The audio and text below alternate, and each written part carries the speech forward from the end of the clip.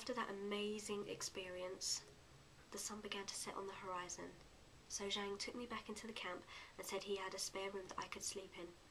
I picked up my things from the guard captain who had looked after them while I was with Zhang. As we walked, I could feel a presence near me. "Zhen, look for me."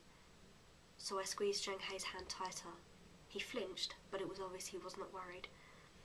I looked around and saw officers finishing their training with the soldiers, and it seemed so poised and beautiful the way they had been taught just like I was. I was beginning to recognize the techniques. We had soon reached his room, and he had already set up a table and some chairs for dinner. He looked at me and asked me to put my things away under the bed, and I did, and asked him if he needed any help. So I helped him cook up some egg fried rice with some chicken and dumplings on the side, and we sat and ate in silence. When we finished, I went outside to a little bench, sat down, and then looked to the countless shining stars above. I knew that Xiaoling was watching me from the heavens that she now rested in. I knew she was watching my every move to try and find my mother and brother in the hands of Lu Bu. But now it felt like someone else was reaching out to me. Within my mind, a distant, distorted but somewhat recognisable voice was calling for me. That voice, that tone. "I'll find out who you are soon enough." I tried to ignore it, and it was now beginning to get late, and I was now weary from my hard day, so I went back inside and decided to settle down for the night if I could. Zhang was already asleep, so I got myself ready and into bed. I tried to settle down, but the peace I had found earlier had left me. I couldn't sleep. Something else was troubling me, so I awoke Zheng He, which seemed to startle him slightly, but I asked him, "I'm sorry to wake you, Zhang, but I cannot sleep. Would you help me to calm my mind?" Okay, sure. Let's go and sit over there and you can tell me what's up," he replied sleepily. So we walked over and crashed down to the floor in some soft carpet where a small table was set up and some red wine was still left in the bottle from dinner, so I poured some for each of us, and we began talking. So I said, "Zheng He, you remember me well, right? I mean, I certainly remember you. I remember how I used to look up to you as if you were an icon to me, even if I only saw you once, and, well, can I tell you a secret?" "Yeah, sure," he replied, a bit more alive with colour in his cheeks. "Well, to be quite honest, when I was in training, I was young, a dreamer. It maybe used to fancy you slightly." "Really now? Are you alright? I just think you've had enough wine for tonight, and that's your third glass." "No, honestly, I'm fine. I just drank a lot to get over the grief a little. Give me strength, Zhang," I said with a smile, and the glass slipped clumsily from my hand, spilling the drink down my face. So I wiped it away. Maybe he is right. Maybe I have had a bit too much. Stay focused. Come on, just tell him.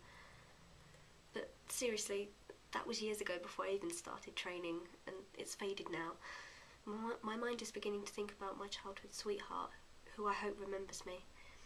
We had good memories, but I don't know if he's moved on, as it's been so long. If I tell you who he is, and if you know him, will you tell me if he's moved on or not? Please, I just need closure, I asked.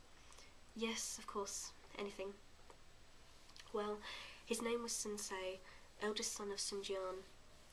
We always used to play in the fields of my old town before any wars. And then my family got separated from Sun Jian's controlled region because it was too dangerous for me and my sister to stay because we were so young back then. Is he with anyone? I asked, hoping I could get back together with Sei when I next see him. Oh, Sensei, you said. I don't think you'll be too happy, but he and his sworn brother, Zhou Yu, married the two Qiaos a few years ago. But from what I hear, it was only because the girls had nothing better to do, and they seemed to be having very common arguments, he replied. I suddenly had a flinch of sadness and happiness at the same point. I thought although he is married, he's having trouble within it, so I could have a chance. Zheng He saw a smile perk up on my face and asked, "What are you so happy about?" Nothing. I just can't wait to see him again. It has been so long since we last shared our happiness together. I want him to remember me. A love like we had doesn't just fade away. It grips your heart until You can let it be free once you see them again. You'll see when we get to Jianye. I think I'm ready for sleep now. Good night, Zhang Hei. I finished slowly, slipping back into the bed that had been laid out with a warm, cosy blanket which I wrapped up into and fell into a deep sleep. Colourful clouds were flowing slowly across the sunlit sky as I looked up and felt the cold breeze shiver down my spine and felt the smooth touch of a hand running down my arm. I grabbed it and turned around. My hands were seized by his strong and sensitive touch. We slowly came closer and shared a kiss that seemed like reality. But out of nowhere, a spear had flown and split us up. I was screaming for help as I pulled away from him and then felt the sharp, sudden pain of death. Senchi, wake up!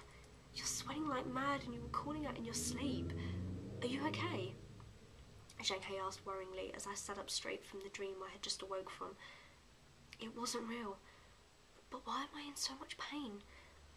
I was stunned that it felt so real. I then replied, It's okay. It was just a bad dream, but it felt so lifelike. Just ignore the pain, avoid explaining it. He won't understand. I quickly changed the subject. Anyway, what's for breakfast? Just porridge, but you must be willing to eat, as we will need all our strength today. You never know what can come around the corner. I hope you're up for this. Just don't think too deeply into that dream. It wasn't real. I have to say this, but do not put your hopes up for trying to get back together with Sei. I could be wrong about the arguments, but I will try to see your meaning when we get there, he said.